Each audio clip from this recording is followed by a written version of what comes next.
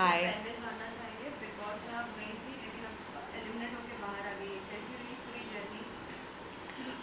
Journey तो बहुत ही छोटी रही है, पर बहुत खूबसूरत रही है।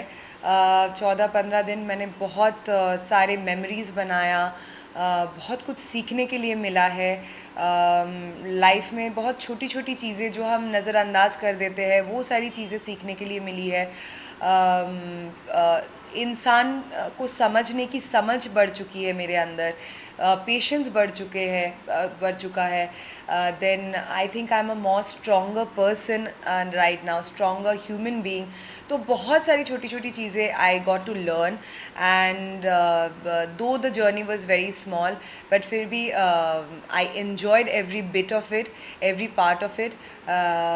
मैं थैंक्स कहना चाहती हूँ मेकर्स को और कलर्स को कि मुझे इतनी बड़ी रियलिटी शो में जाने का अपॉर्चुनिटी दिया उन्होंने। मैं थैंक्स कहना चाहती हूँ मेकर्स को और कलर्स को कि मुझे ये रियलिटी शो में जाने का मौका दिया है और अपॉर्चुनिटी दी है। और इस अपॉर्चुनिटी की वजह से मुझे बहुत कुछ लाइफ में सीखने के लिए मिला है। साथ ही बाहर निकले जब आप, तो फ्रेंड्स एंड फैमिली के तो बहुत सारे रिएक्शंस मिले ही होंगे कि आपको ऐसे नहीं ऐसे करना चाहिए था, और आपने भी एपिसोड्स देखे ही होंगे, तो कितना लाइक कुछ? ऑनेस्टली फ्रेंड्स और फैमिली ने तो ज़्यादा कुछ रिएक्शन नहीं दिया। इनफैक्ट जितना मुझे इंसाइट मिला है फैंस से या फैमिली से या फ्रेंड्स से, यही कि आप you are doing very well. आप अच्छा खेल खेल रही थी। आप स्ट्रॉन्ग थी। पर जो मुझे एपिसोड्स देख के मुझे लगा कि मुझे और ज़्यादा एग्रेसिव खेलना चाहिए था, क्योंकि कहीं कहीं पे मैं काफ़ी काम थी। कहीं कहीं पे मैंने सिचुएशन को मैच्योरिटी के साथ हैंडल किया है, जो ज़रूरत नहीं था। शायद मुझे और ज़्यादा एग्रेसिवली खेलना चाहिए था। साथ ही बिग बॉस के घर में हम देख रहे थे कि बहुत टाइम से सभी कंटेस्टेंट्स जो थे एक अलग अलग ग्रुप्स में दिख रहे थे, कहीं एक जगह एक अलग ग्रुप बनी तो एक जगह एक अलग ग्रुप बनी है। तो क्या लगता है, एक ग्रुप में खेलने की वजह से लोग अपना खुद का गेम खेलना भूल जाते हैं, ऐसे आपको लगा है? ऐसा बिल्कुल होता है, क्योंकि आप वहाँ पे इंडिविजुअल खेलने गए हो, आप ग्रुपिज़म करने नहीं गए हो। पर जो ग्रुप की बात आप कर रहे हो, I think it is also about कि आप अगर एक साथ एक घर में रहते हो, तो आपका कनेक्शन कुछ कुछ लोगों से ज़्यादा बैठता है और कुछ कुछ लोगों से आपका कनेक्शन उतना नहीं बैठता है। तो जिन जिन लोगों से आपका कनेक्शन बैठता है, फिर आप उन्हीं के साथ घुलने मिलने लग जाते हो। कहीं ना कहीं जहाँ पे मुझे लगा मेरा गेम भी थोड़ा सा गलत गया था, जब मैं वैसे किसी ग्रुप का पार्ट नहीं थी, मैं ऑलमोस्ट सबसे ही बात करती थी। पर कहीं ना कहीं मेरा गेम थोड़ा सा गलत गया है फ्रॉम द 10th और 11th डे, जब से मैं ज़्यादा निमृत और गौतम और सौंदर्या के साथ हैंग आउट कर रही थी। क्योंकि मेरा बहुत ज़्यादा एनर्जी सौंदर्या और गौतम के रिलेशनशिप को सॉल्व करने में निकल जा रहा था, जो इनफैक्ट निमृत का भी हो रहा था। क्योंकि वो उस टाइम पे वो सब स्टूपिडिटी चल रहा था, किसिंग विसिंग का, कि शालीन उसको किस कर रहा है, वो शालीन को किस कर रही है, और ये सारी स्टूपिडिटी चल रही थी। And obviously Gautam was kind of close to me and Nimrit, तो वो बहुत ज़्यादा अपसेट हो गया था और बहुत ज़्यादा गुस्से में आ गया था। तो काफ़ी टाइम हमारा निकल गया था उस टाइम पे उसको समझाने में या सौंदर्य को समझाने में, जो कि ज़रूरत आई थिंक बाहर आने के बाद मुझे लगता है कि दैट वाज नॉट रिक्वायर्ड। क्योंकि मैं उन दोनों का गेम खेलने वहाँ नहीं गई थी। ठीक है, as a nice human being मैं उन दोनों को समझा सकती हूँ। आफ्टर ऑल जो डिसीजन होगा उनका, वो भी एक बड़े इंडिविजुअल है, वो खुद डिसीजन लेंगे।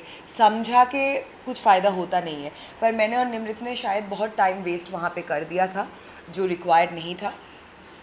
या जब आप इविक्ट हुई तो आपको ऐसा लगा कि नहीं, मुझे नहीं होना चाहिए था, मेरे बदले कोई और कंटेस्टेंट को होना चाहिए था, क्योंकि मैं तो मेरा गेम सही खेल रही थी, मैं तो सभी नियम सभी चीज़ों का लाइक सही तरीके से खेल रही थी। ऑनेस्टली जब मैं एविक्ट हुई थी, मैं बहुत ज़्यादा शॉक्ड थी।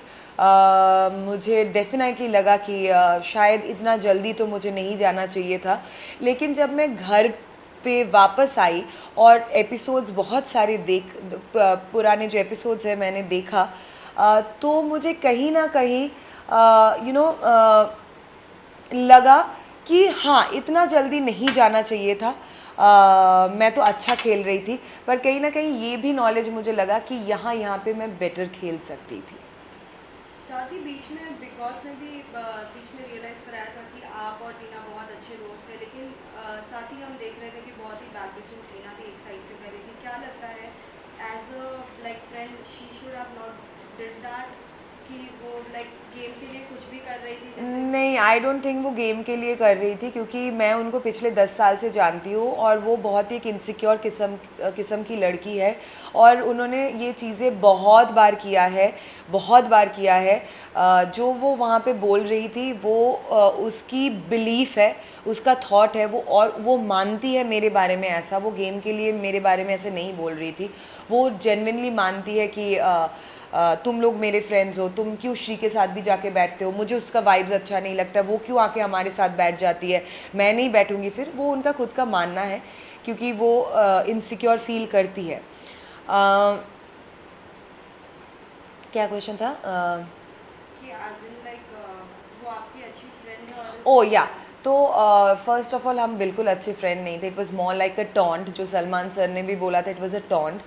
वो साफ दिख रहा था कि हम अच्छे फ्रेंड नहीं हैं, क्योंकि मैं भी उनके साथ बात नहीं कर रही थी और वो कॉन्स्टेंटली मेरे पीठ पीछे बहुत सारी चीज़ें वो डिफरेंट डिफरेंट लोगों को जगह जगह पे जाके बोल रही थी, जो निकलने के बाद मुझे एपिसोड देख के पता चला। और obviously we were never friends. साथ ही बिग बॉस के घर के बाहर निकलने के बाद लाइक सही ऐसी ही बात है कि पूरा रूटीन चेंज हो जाता है। तो कितना सबसे ज़्यादा मिस किया है कोई ऐसा कंटेस्टेंट जिसके साथ हमेशा से डेली लाइक बहुत अच्छा बॉन्ड था? ऑनेस्टली हाँ, रूटीन तो बिल्कुल भी चेंज हो जाता है कि आप बाहर के दुनिया के साथ बिल्कुल कनेक्ट नहीं कर पाते हो। अभी तक मैं कनेक्ट नहीं कर पा रही हूँ। शायद मेरा शरीर इधर है, पर दिमाग, मेरा सोल, मेरा सोच, सब कुछ उसी घर में भटक रहा है। और मैं ऐसा किसी एक एक को ऐसा कुछ नहीं कि मैं मिस कर रही हूँ। मैं बहुत लोगों को मिस कर रही हूँ। मैं वो माहौल मिस कर रही हूँ, वो कांस्टेंट बातचीत में मिस कर रही हूँ, वो उस घर को मिस कर रही हूँ, और डेफिनेटली बिग बॉस की आवाज़ को मिस कर रही हूँ। साथ ही हमने देखा कि बीच में आपकी बहुत लोगों के साथ थोड़ी बॉन्डिंग थोड़ी वैसी हो गई थी, जैसे किचन एरिया में गौरी के साथ कुछ चीज़ें हो रही थी जिस पे आपने भी कुछ कहा और गौरी ने भी कुछ कहा। क्या लगा कि किसकी गलतियाँ थी और किसे उसमें लाइक सुधार रखना चाहिए था? देखिए, गलतियाँ तो मतलब मेरे हिसाब से ऑब्वियसली वो गलत थी, उनके हिसाब से मैं गलत थी। मेरा सिर्फ यही कहने का पॉइंट था उस टाइम पे कि बी लिटिल सेंसिबल। जो मैं एक्सपेक्ट कर रही थी कि गौरी थोड़ी सी सेंसिबिलिटी दिखा देती तो बेटर रहता, क्योंकि उन्होंने अपना खाना खा लिया, पर बाकी लोगों को भी भूख लगती है, उनके बारे में भी सोचना चाहिए। अगर आप एक घर में साथ में रह रहे हो तो सिर्फ अपने बारे में आप नहीं सोच सकते हो, आपको बाकी लोगों के बारे में भी सोचना ज़रूरी है। दूसरी बात, जो जेस्चर उन्होंने किया था वो बहुत ही अश्लील था, एटलीस्ट फॉर मी, क्योंकि मैंने ज़िंदगी में वैसा जेस्चर कभी नहीं देखा था किसी को भी करते हुए। उसका मीनिंग एग्जैक्टली क्या है वो भी मुझे अभी तक समझ में नहीं आया। दर्शकों को शायद उनके पीछे वाला एंगल से दिखाया गया है, पर हमने वो जेस्चर सामने से देखा था और उन्होंने बहुत ही अश्लील जेस्चर किया, जो हमारे कल्चर को सूट नहीं करता है, because India has a very rich culture. और ये एक बहुत ही डिग्निफाइड बड़ा शो है, बड़ा रियलिटी शो है, करोड़ों लोग इसको देख रहे हैं, और मुझे नहीं लगता कि ऐसे शो में आपको ऐसा कोई जेस्चर करना चाहिए। और बात इतनी बड़ी भी नहीं थी। किस बात से आपको इतना गुस्सा आ गया कि आप इतना गंदा एक जेस्चर करोगे? हाँ, मैंने जब एपिसोड देखा, मैं ऑडियंस को यही कहना चाहूँगी कि मैं बिल्कुल भी क्लासिस्ट या एलिटिस्ट नहीं हूँ, जो बहुत लोगों ने मेरे बारे में सोचा। मैं खुद भी एक छोटे शहर से आती हूँ, बहुत ही मिडिल क्लास बेसिक फैमिली से आती हूँ, and I love basic. I am a very humble person, और मुझे बेसिक चीज़ें बहुत पसंद है, सादी देसी चीज़ें। आई एम वेरी देसी इन शॉर्ट। मैंने जो स्टैंडर्डलेस ये चीज़ जो बोला था, जो इतना ज़्यादा हाईलाइट हुआ था, वो उस मैनर के बारे में बोला था, उस जेस्चर के बारे में बोला था कि this is not my standard, मैं उस स्टैंडर्ड की जेस्चर कभी कर ही नहीं सकती हूँ। मैंने पर्टिकुलरली उस सिचुएशन को रेफ़र किया था कि एक छोटी सी बात पे आप इतना गंदा एक जेस्चर कर रहे हो, अश्लील जेस्चर कर रहे हो, दैट इज़ स्टैंडर्डलेस। नॉट कि आपके बैकग्राउंड क्या है, आप कहाँ से आते हो, वो मेरी मेंटालिटी नहीं है, क्योंकि मैं खुद भी बहुत बेसिक और देसी हूँ। या दैट्स ऑल। एंड अगर मैंने किसी का सेंटिमेंट कुछ हर्ट किया हो then I am really very sorry, but मैं वापस से बोलना चाहती हूँ, मैंने उस सिचुएशन को, उस सर्कमस्टेंस को, उस झगड़े को मीन किया था, उस जेस्चर को मीन किया था। साथ ही हमने देखा हाल ही में सुम्बुल के डैड भी आए थे, उसे कहीं ना कहीं वो समझाने की कोशिश कर रहे थे, एक इंडिकेशन देने की कोशिश कर रहे थे। जो ग्रुप होता है वो कहीं ना कहीं आपका यूज़ करता है, लेकिन वो समझ नहीं पा रही थी। आपको क्या लगता है कि और भी कितने लोग हैं इसमें जो अभी भी एक ग्रुप के चक्कर में फंसे ही जा रहे हैं और खुद का गेम खेल नहीं पा रहे हैं?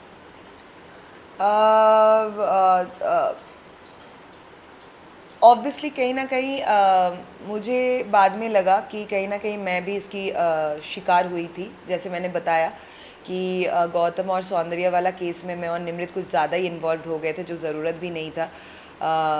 पर आप जब घर के अंदर रहते हो और आप जेन्युइनली लोगों के लिए केयर करने लग जाते हो, and I am a very caring person, मैं जेन्युइनली गौतम या सौंदर्य के लिए केयर कर रही थी।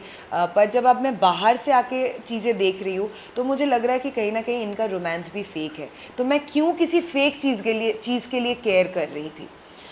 अगला target is for sure Sumbul, क्योंकि सुम्बुल को आके उसके पापा समझा के जाने के बाद भी अंकल ने उस दिन बहुत अच्छी चीज़ें कही है, फिर भी वो नहीं समझ रही है, क्योंकि कहीं ना कहीं वो अपना पोजीशन खो रही है घर के अंदर और वो वीक पड़ रही है, और उसको कहीं ना कहीं किसी का सपोर्ट की कॉन्स्टेंटली ज़रूरत है, और उस डिपेंडेंसी की वजह से वो कॉन्स्टेंटली शालीन और टीना के पास जा रही है और उनको सॉरी बोल रही है, जबकि उनकी गलती भी नहीं है।